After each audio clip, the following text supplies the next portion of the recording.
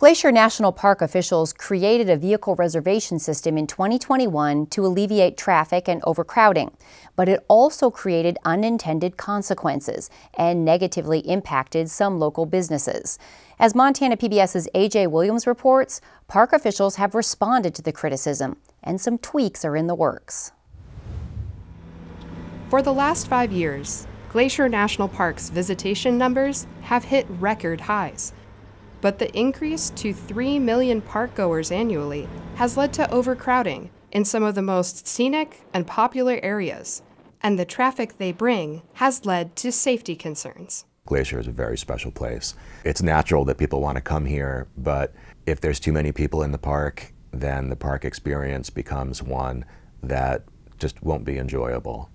In the last 4 years, the park has been piloting a vehicle reservation system for travel through Glacier's most congested areas. We've really been leaning into learning in each iteration of the pilot reservation system that we've been doing. Superintendent Romer says that they used monitoring across the park with cameras and traffic counters to inform their decisions, as well as staff observations and hearing from the broader Glacier community. This year comes with substantial changes. We definitely leaned into those comments as we were planning this fall for what we would do this year. And in 2024, we really changed the system, probably to the greatest extent that we have in the 4 years of working with vehicle reservations as a tool to manage visitation. The first big change for the 2024 season is the daily hours that the vehicle reservation system will be in effect. We've changed the hours of the vehicle reservation system from 6 a.m. to 3 p.m., and that's consistent throughout all the areas. We went from 6 p.m. to 5 p.m. to 4 p.m. to 3 p.m. Over the years, and trying to right-size that system. Locals say that the hour changes are an improvement, but for those without a vehicle reservation, entering mid-afternoon still doesn't necessarily afford getting far into the park.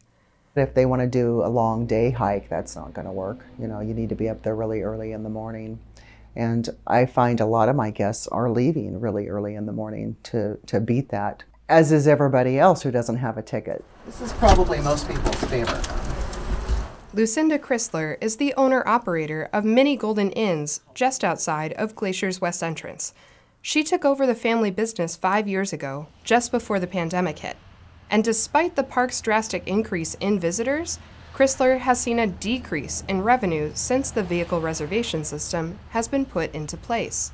It has affected me in a negative way, revenue-wise, because of occupancy rates, mostly with cancellations, or more than that even, people cutting their trips short. Chrysler says the amount of revenue lost is a hit that she can currently take. But part of moving out here was to enjoy the area, and her long workdays during the summer make it difficult for her to plan getaways into the park. You'd be surprised how many people work on vacation. So in my suites I have space, I put little workstations. I am so busy during the tourist season that I oftentimes don't know when I'll be able to get away and get to the park. I certainly don't know 120 days in advance, and usually I don't know the morning before either. Even though I've been here living solid since 2019, I've only been to the park 4 times, and that was in the off season after the tickets were no longer required because I simply couldn't get them. My window of opportunity, sometimes I only know an hour in advance if I can get away, and that leaves me out. And I hear that from a lot of other locals too. I think the most common critique is that I can no longer visit the park in an unplanned, spontaneous fashion. I can't just say it's a nice day on Saturday, I'm going to take my family into the park, because it requires a little bit more planning now, and there's not a guarantee of being able to get a vehicle reservation.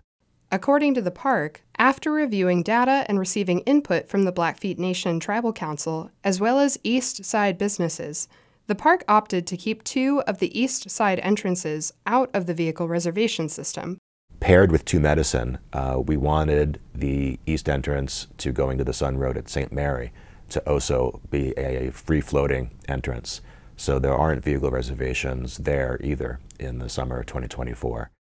That's partly to alleviate any problems they could develop in Two Medicine. If it was the only valley that didn't have a vehicle reservation, then people will probably be drawn to it, and we don't want it to get hammered. So we've got two options there on the east side where people will be able to visit the park in an impromptu, unplanned fashion without needing to obtain vehicle reservations every day. Flathead County Commissioner Brad Abel sees that sense, but understands the need to keep vehicle reservations on the west side entrances near his district. Here in the Flathead, we have motels, and people can, and there's more to do here. That in years past, it was really easy. Everybody got in, and they were trying to limit it, and they were turning people around, and so those people were frustrated. Abel says his constituents have complained about additional traffic from the west side's entrance lines since the vehicle reservation system went into effect, and believe that contributed to backups on Highway 2. Trying to make a left-hand turn into Glacier Park with the ticketed entry, and traffic, a rear-end collision or something with, everybody's concerned about waiting in a line where you're kind of trapped there in the middle of traffic. You got traffic speeding by you on both sides. Because of these concerns, in part, the park decided to change where vehicle reservations begin when entering from the west side. We're moving the filter point for West Glacier in towards Apgar, another 2 miles inside the park. And so we've tried to move our management further away from Highway 2 so that there'll be less of an issue there. According to Commissioner Abel, businesses within Apgar expressed that they experienced financial loss due to the vehicle reservation system. I have heard from the businesses that are inside the park. They did have concerns about the ticketed entry because those people could not get in to do business with their businesses. Even if they weren't going to go over Logan Pass, a lot of people just wanted to go in and look at the lake, be at Apgar, have a meal in those little restaurants. And the ticketed entry people were kind of going right straight on through, and those businesses were suffering. So, and I think the park has been, has listened to those and has worked with those people. Having that area be accessible without the need for a vehicle reservation, I think, is going to be beneficial to businesses that operate in Apgar, as well as to park visitors, to locals. According to the park, another change for the upcoming season is when you can book vehicle reservations. Outside of months in advance, they hold a certain number of reservations for each day. Before, those reservations could be made 8 a.m. the day of entry. Now, they can be made at 7 p.m. the night before. I think that's a change that is going to be beneficial to both people that live locally. 7 p.m. is outside of your work hours. And for people planning a trip, just plan your dinner around that 7 p.m. hour. The vehicle reservations now last 1 day instead of 3, which the park believes will also cut down on unused reservations and increase availability. Chrysler says, as a business that provides lodging to parkgoers, the vehicle reservation system puts another burden on her to educate every customer how to navigate this complex system. A lot of people have problems navigating that internet system, and they want a voice to talk to. And oftentimes that voice ends up being me, which, I don't want to complain about that, but it does take a lot of time to explain that system to them. A system that I'm not even really fully 100%, an authority on. I always defer them to the website, and that's not easy for some folks to do. So if they had a call-in system or something like that, that would be really nice. Romer emphasizes that even if visitors aren't able to secure a reservation, there are still options for visiting areas of the park. Whenever the message focuses on the vehicle reservations, I think that makes people think that that's the only way to visit the park, period.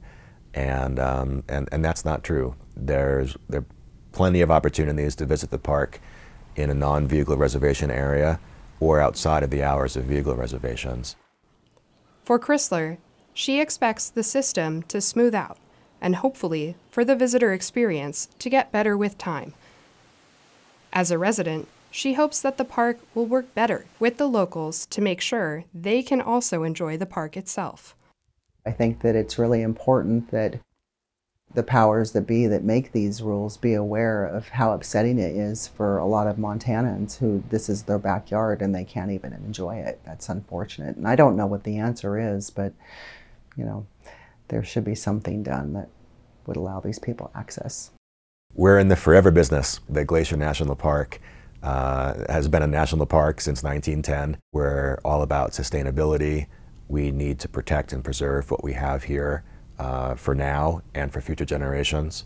People are still going to come to Glacier and they're still going to enjoy Glacier, but we've removed those peaks, those high points where things get really congested, unsafe, and not enjoyable, not conducive to a park experience that's going to be inspiring, that's going to be educational, that could be spiritual, all the things that people come to Glacier for. You can't experience that in gridlock traffic. As Glacier enters year 4 of piloting its vehicle reservation system, visitors will be the judge of what changes are working. Romer says they'll continue to fine-tune the system and hopefully create a park experience everyone can enjoy. Hi, welcome to Glacier. For Impact, I'm AJ Williams. Vehicle reservations start on May 24th for the west entrance and can be booked at recreation.gov. On the other side of the park, St. Mary and Two Medicine entrances do not require vehicle reservations. However, the Many Glacier entrance does, starting on July 1st.